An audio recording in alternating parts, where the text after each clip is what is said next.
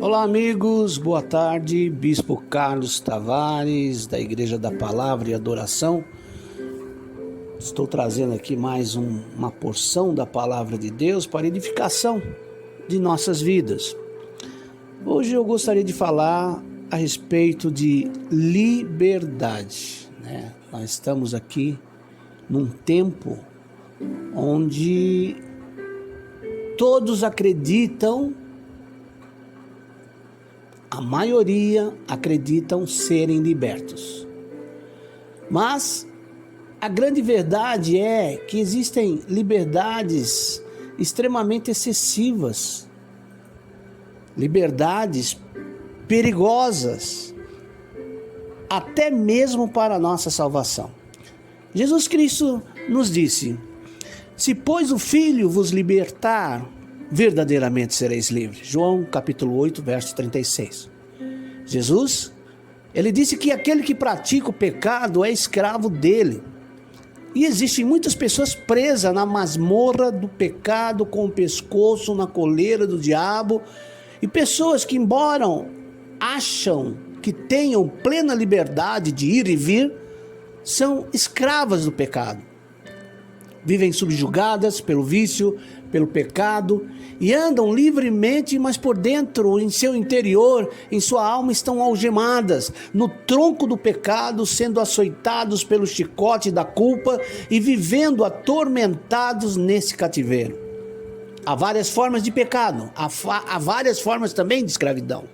Jesus Cristo nos mostra que aquele que pratica o pecado é escravo do pecado e vivem para satisfazerem o desejo dos seus corações, vivem para alimentar a sua cobiça e acabam se tornando prisioneiros desses hábitos, desses pecados e desses vícios. A Bíblia diz que aquele que ama o dinheiro se torna escravo do dinheiro.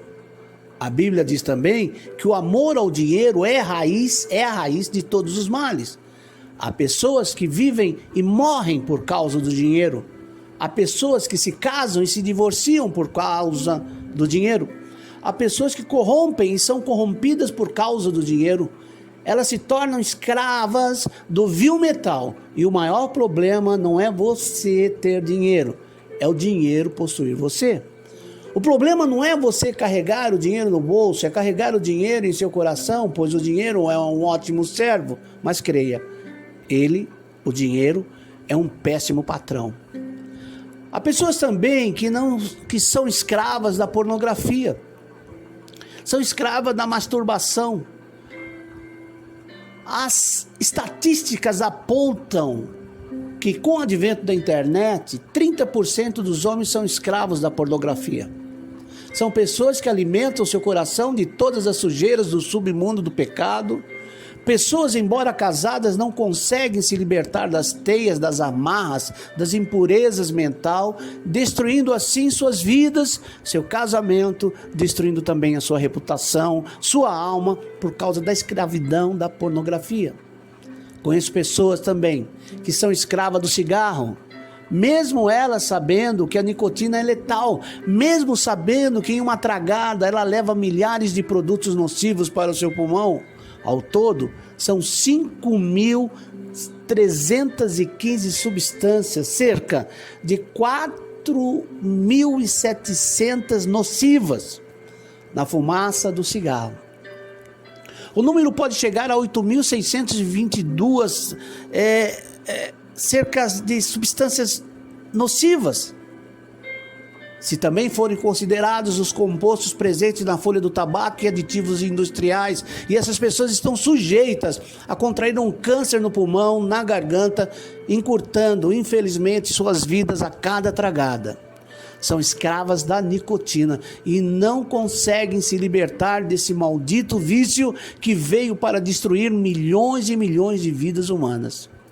Outras pessoas são escravas da bebida alcoólica.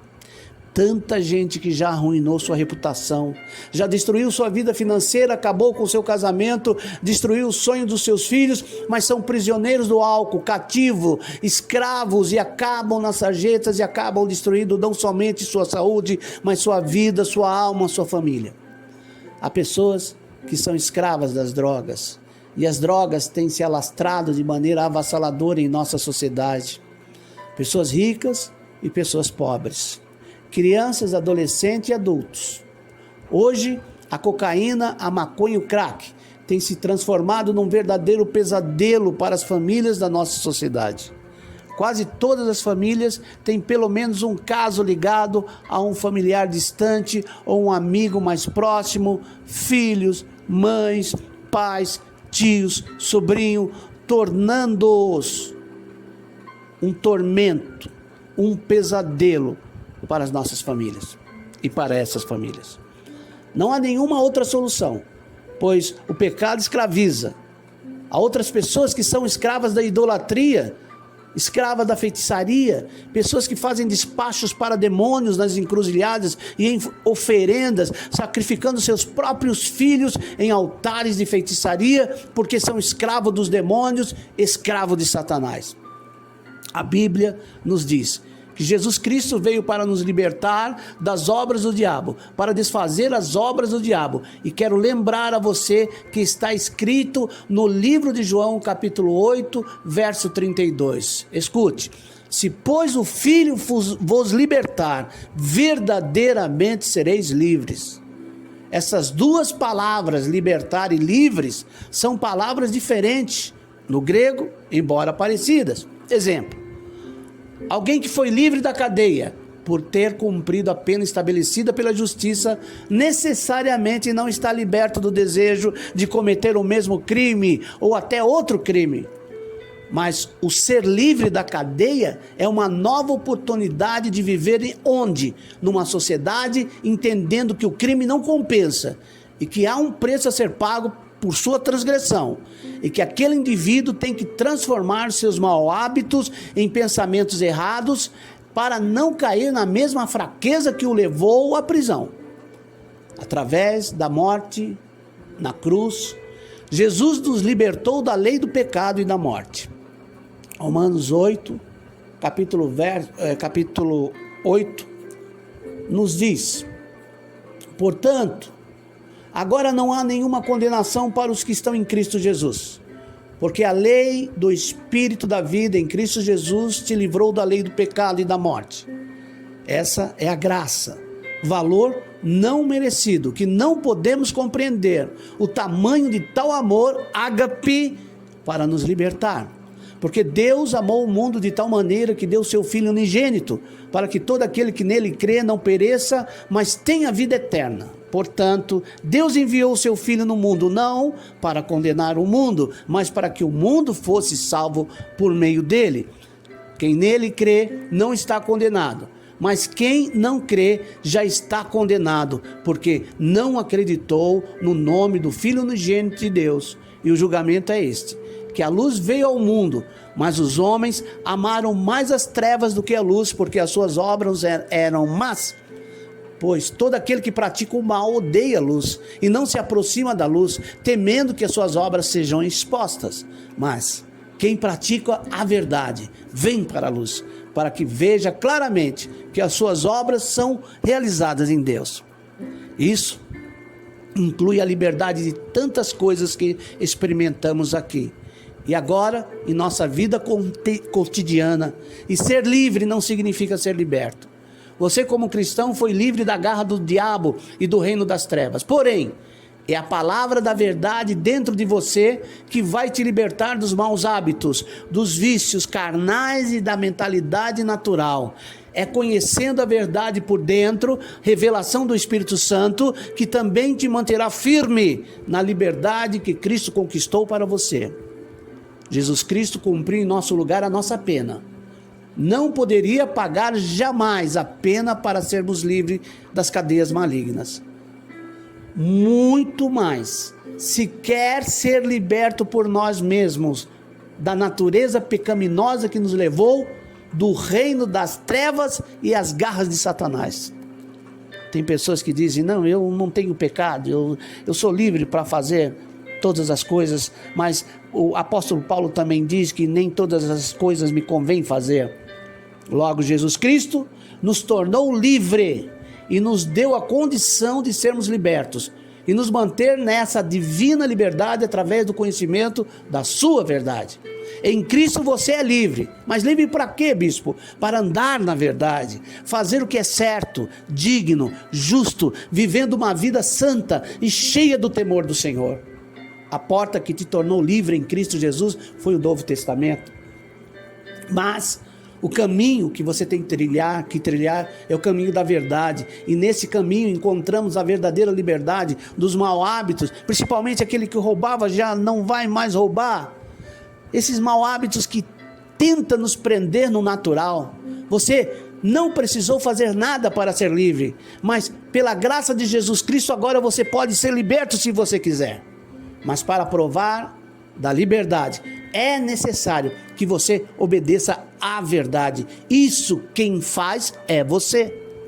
Se tentarmos viver uma vida na consciência que somos livres, poderemos viver enganados, achando que não há mais nada a ser ajustado em nossas 3 dimensões, espírito, alma e corpo.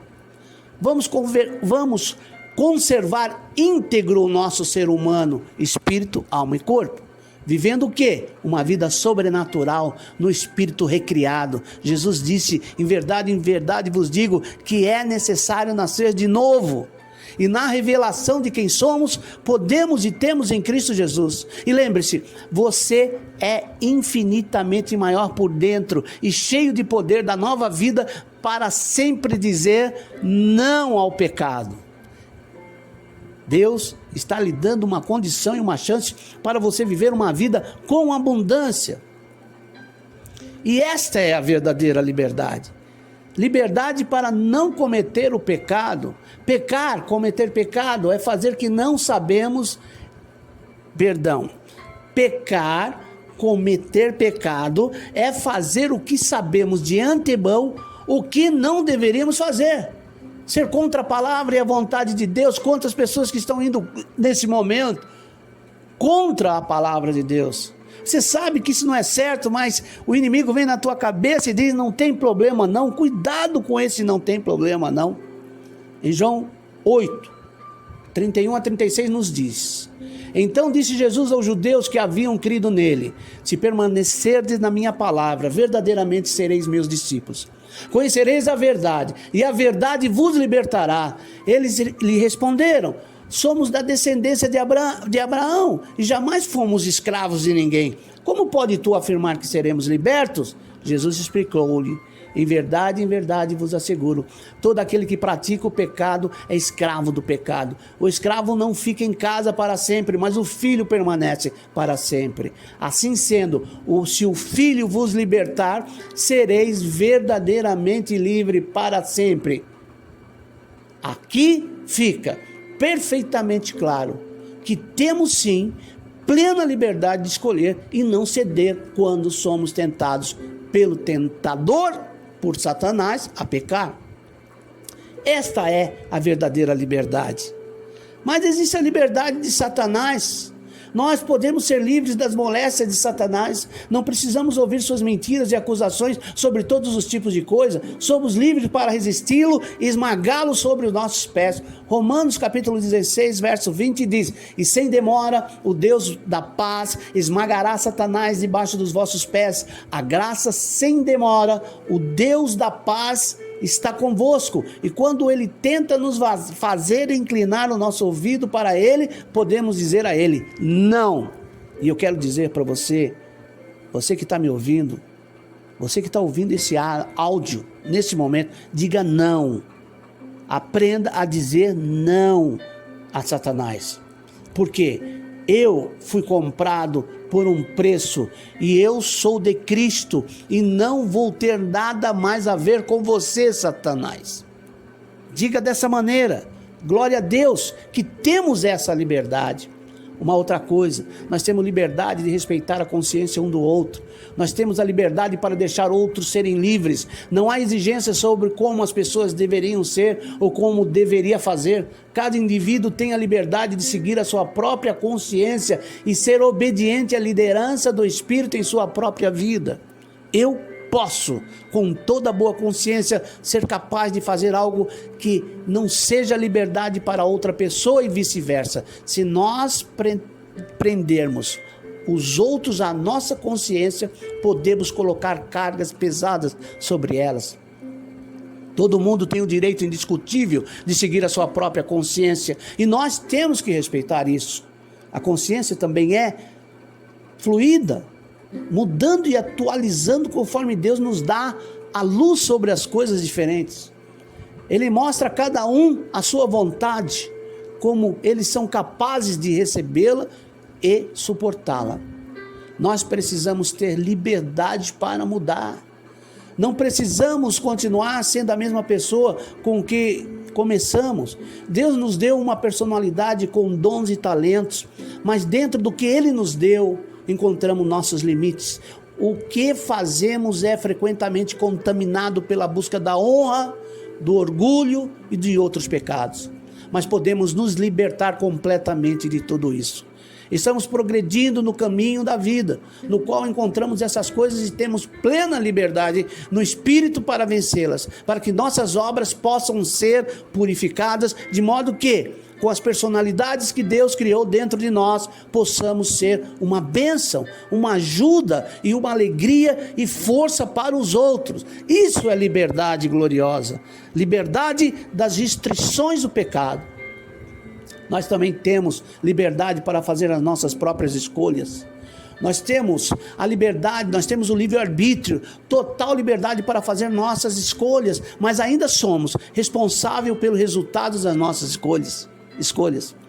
Quando escolhemos de acordo com o nosso próprio livre-arbítrio, sempre temos a oportunidade de ver para onde nossas escolhas levam e como as coisas acabam. Temos a chance de ver quão boa ou ruins eram nossas escolhas. Dessa forma, aprendemos lições de experiências anteriores e aprendemos a fazer melhores e melhores escolhas com o passar do tempo. Assim Deus nos treina e nos torna indivíduos únicos. Para a liberdade, foi Cristo que nos libertou. Permanecei-vos, pois, firmes e não vos submetais de novo ao jugo da escravidão. Gálatas 5:1 nos diz Paulo. Nós temos também a liberdade para o bem, livre para fazer o que quisermos. O pecado é que impede a nossa capacidade de fazer o bem para os outros. Quando não somos escravos da nossa impaciência, temperamento, inveja e outras coisas, nós podemos sim abençoar e sermos bons sem limites. Deus é incrivelmente bom para nós, nos dando tanta liberdade. Se a usarmos corretamente, chegaremos à paz, alegria, retidão e perfeição em tudo que fizermos. Conforme, mais uma vez, nos diz a palavra, o apóstolo Paulo diz em Gálatas capítulo 5, verso 1, ele nos diz: estais, pois, firme na liberdade que Cristo nos libertou, e não torneis a colocar-vos debaixo do jugo da servidão. Então, esse é o meu recado, né? É o recado que Deus tem para a sua vida nessa tarde, ou nessa noite, ou nesse dia, que você possa ser liberto, mas ser liberto de fato. E o único que pode nos libertar dessa fragilidade humana do pecado é o Senhor Jesus Cristo. O aceite como seu Salvador. Não demore não. Talvez não haja tempo. Quero lhe dizer que Jesus te ama e eu também te amo. Deus abençoe a todos e até a próxima porção da Palavra de Deus.